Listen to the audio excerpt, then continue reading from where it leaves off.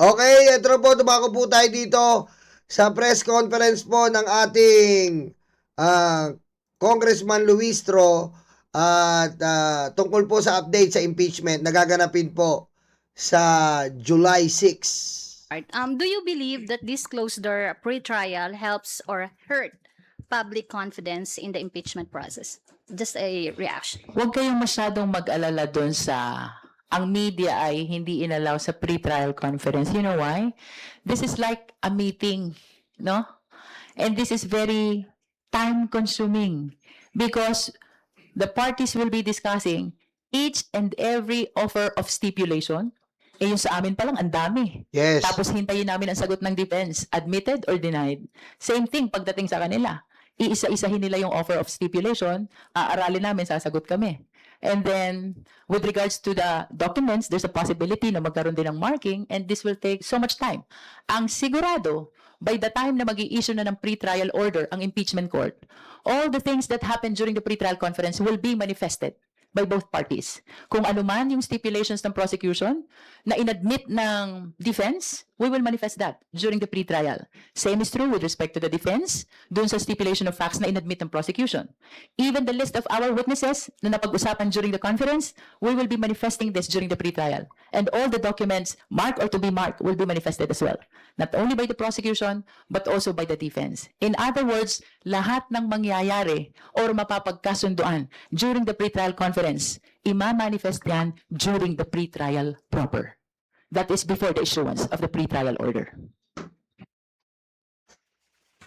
Thank So you. to add to that, you will not be missing actually anything. Dahil lahat ng mangyayari sa conference ay ima-manifest ng dalawang parties and even ng impeachment court pagdating ng pre-trial proper. That's prior to the issuance of the pre-trial order. Thank you, Annalie. We now call on Eden Santos from Net25.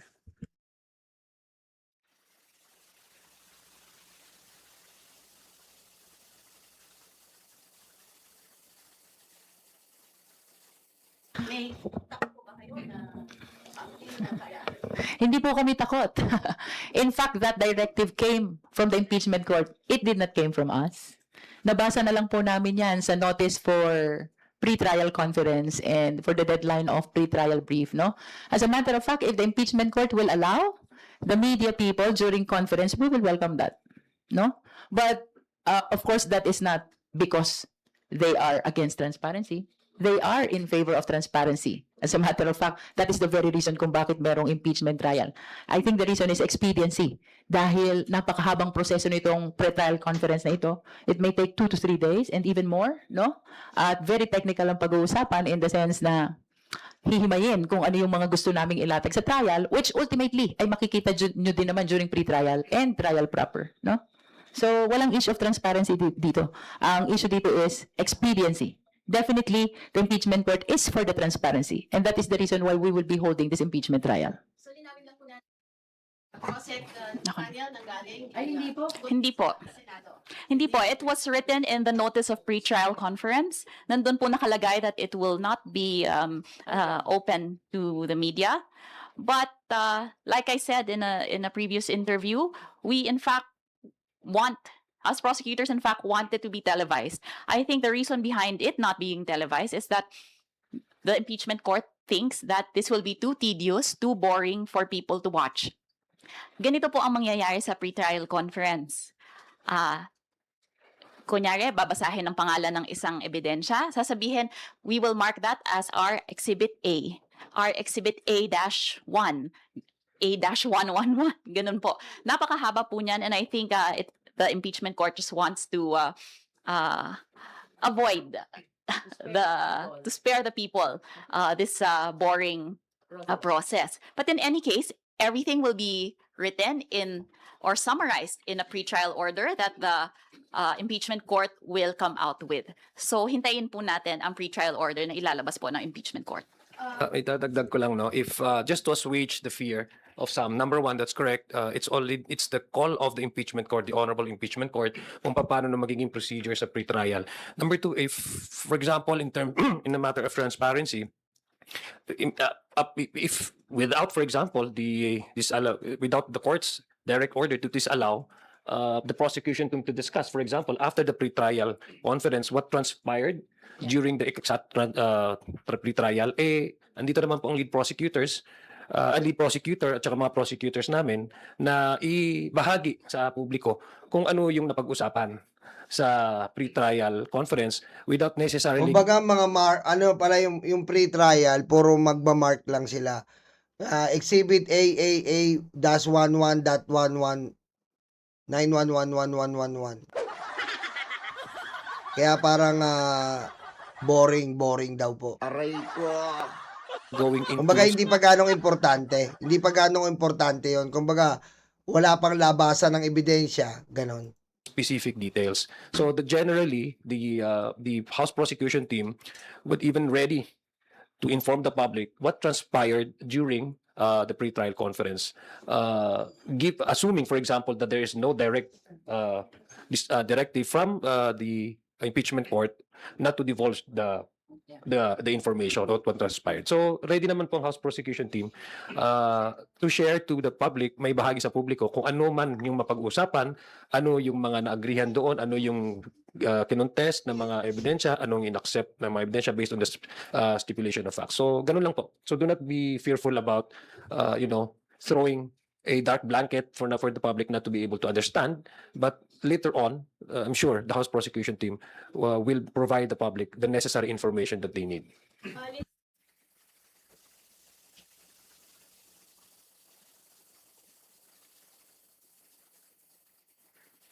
Nakalagay na po yun sa notice of Yeah. pretrial conference. So hindi po para kami ay tumutol sa isang notice na nilabas po ng impeachment court. O, kasi medyo kami nasabi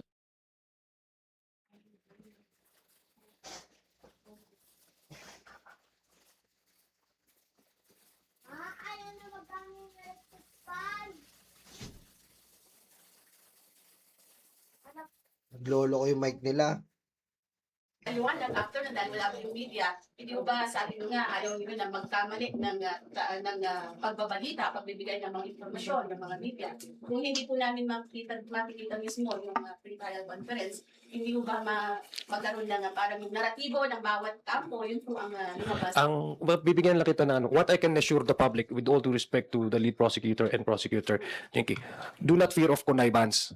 Just to go straight to your point, ma'am, wala pong connivance dito. Hindi po mangyayari yan. will be there as Nandun din po ang depensa.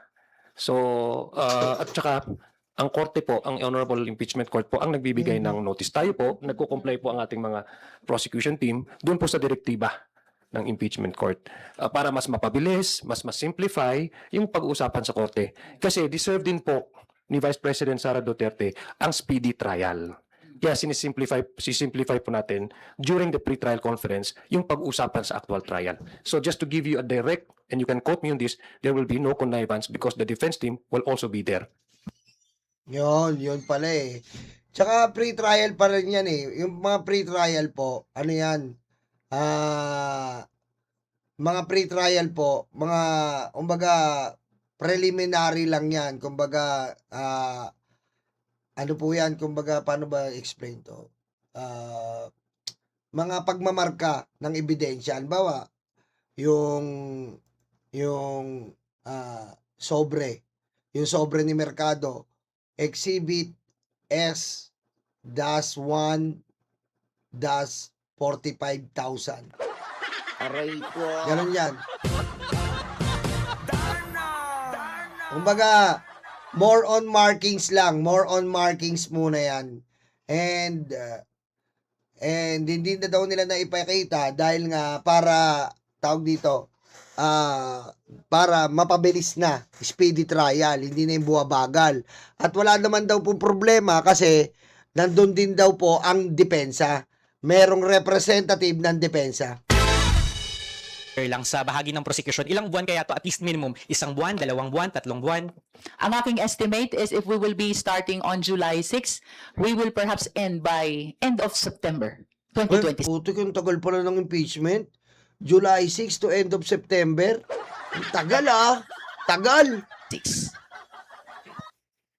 Sige po, ayun lang po yung questions ko. I checked the Corona impeachment trial, it started January 12 to May 29. So that is equivalent to 4 months, no? So kung wala namang delay, tuloy-tuloy, tingin ko kakayanin ito for 3 months. Sorry, may follow-up question po pala ako. Ay, sorry, may another question po pala ako tungkol sa ilalagay niyo po ba sa pre-trial brief kung ano yung order of the presentation of the article of impeachment at ano po yung mauna dun sa apat? Tama Yes, ba? I think that's part also of the notice that we received to determine the order of presentation of the articles of impeachment. So mamaya nyo na rin lang malaman after the filing of the pre-trial brief. And lastly po, doon sa list of witnesses, alin po doon or witnesses sa patungkol sa ang topic, nag-expect ang prosecution ng matinding pushback from the Duterte camp? Kasi even during the pre-trial proceedings in the Estrada trial, I think based on news articles, may mga sinuggest yung prosecution at that time na isasabpi ng mga witnesses na inoppose significantly ng defense team ng Estrada camp at that time. Without specifically mentioning the witnesses and the exhibits to be presented, but we anticipate that to happen in the Article 4 Unexplained Wealth. Kasi naramdaman na namin yan during the Justice Committee proceeding. So do you think po na i-oppose ng Duterte camp extremely yung inyong move to subpoena bank records bank officials? We anticipate that. As a matter of fact, naalala nyo nung proceeding before the Justice Committee, they filed criminal case against us for violation of the alleged confidentiality in the Anti-Money Laundering Act. That was the time also when they filed a petition on the disclosure of transactions by the AMLC with the Quezon City Regional Trial Court as well. And if you will go over the issues raised in the petitions raised in the Supreme Court, kasama din yan. Yung confidentiality ng bank transactions, confidentiality ng AMLAC transactions. So as early as now, we anticipate already that we will feel the challenge during presentation dito sa Unexplained Wealth. Maraming Grabe no, September pala tayo magchichismisan nito. July, August, September. Aray ko. Tagal. Abot ng bare months. salamat po. Salamat, Dwight. Next is Isaiah Mirapuentes, Apabante Billionario. Hello po, good afternoon. Regarding po ulit dun sa 16 required number of votes na sinasabi nila, can we give a hope na whatever the threshold is, kayang-kayang maabot para ma-convict si Vice President Sara Duterte? If ever, ma-16 man, ma-15 man yan, kung ilan man. You know, it is not for us to say kung kayang-kaya abutin. As prosecutors, our sole job is to present evidence regarding the charges, regarding the articles of impeachment. So, yun lang po ang trabaho namin. Now, we leave it up to the Senate, who will be, of course, swayed by public opinion once we lay down our evidence. Yun lang po. Also, as I understand, based on the Constitution kasi, 2/3 of all senators, can we explain to the public? Kasi nakalagay doon all eh. So, pakiramdam namin 24. If you want to be literal, no? Ang sinabi sa Constitution, 2/3 of all members of the Senate. It did not say 2/3 of the 24 members of the Senate, no? So I think the use of all, and we can check perhaps this from the framers of the Constitution, is in order to give room to the people in the government, the senators, the Supreme Court, to interpret the same to a way that the constitutional mandate will still be given effect, no? Just like nowadays na may discussion tayo about how many is the threshold, how many is the quorum, and then we're able to see the doctrine in Avellino versus Cuenco. So I think these decisions came up because during the time, they also anticipated things like this, no? Things which we are encountering right now. Basta sa akin lang, let us anchor our interpretation to the mandate of the senators. Are you still representing the interests of the Filipino people? If the answer is no, then the threshold must be reduced. Pero Congressman Luisto, can you also explain to us anong magiging trabaho ng mga senador na, like for example, Senator Jingo Estrada, anong magiging role na lang nila at pwede nilang gawin during the impeachment trial? Bali, ang gagawin ni Jingo ay magpapuwet na lang. Magpapuwet yan sa mga preso.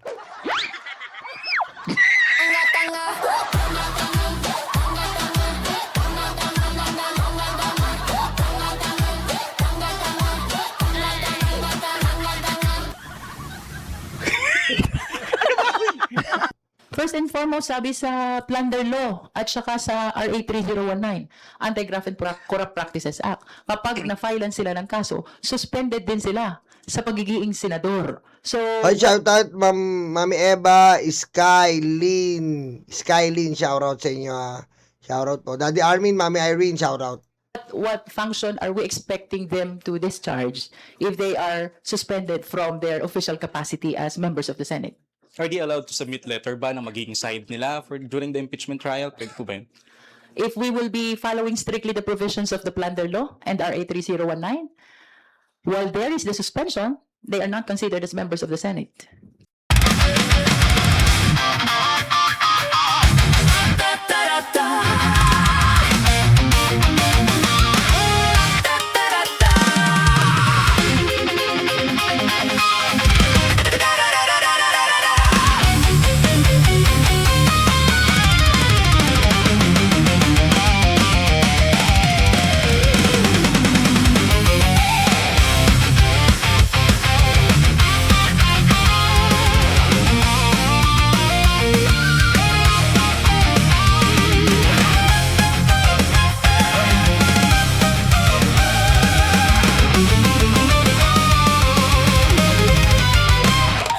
Madilim daw ang paligid, putukan daw ay maririnig.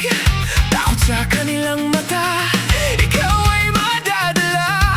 Huwag kang palinlang kaibigan, Judas na 13 yan. Sinira nila ang Senado, sobrang ganit mga ito. Hindi nyo na maloloko mga Pilipino. Gising na gising kami sa kabobohan nyo. Di bumenta ang pelikula, pati ang drama. Sa sobrang kapal ng mukha, nangungumusta pa. Hindi nyo na maloloko mga Pilipino. Gising na gising kami sa kabobohan nyo. Di bumenta ang pelikula, pati ang drama. Sa sobrang kapal ng mukha, nangungumusta pa. May kaso at may sabit, sila sama-sama. Sigaw ng puso'y Duterte, abay nakakaputang ina. 10 utos kaibigan, huwag patayin ang kapwa mo. Tinago nila si Bato, pinatakas din ito. Hindi nyo na maloloko mga Pilipino. Gising na gising kami sa kabobohan nyo. Di bumenta ang pelikula, pati ang drama. Sa sobrang kapal ng mukha, nangungumusta pa. Hindi nyo na maloloko mga Pilipino. Gising na gising kami sa kabobohan nyo. Di bumenta ang pelikula, pati ang drama. Sa sobrang kapal ng mukha, nangungumusta pa.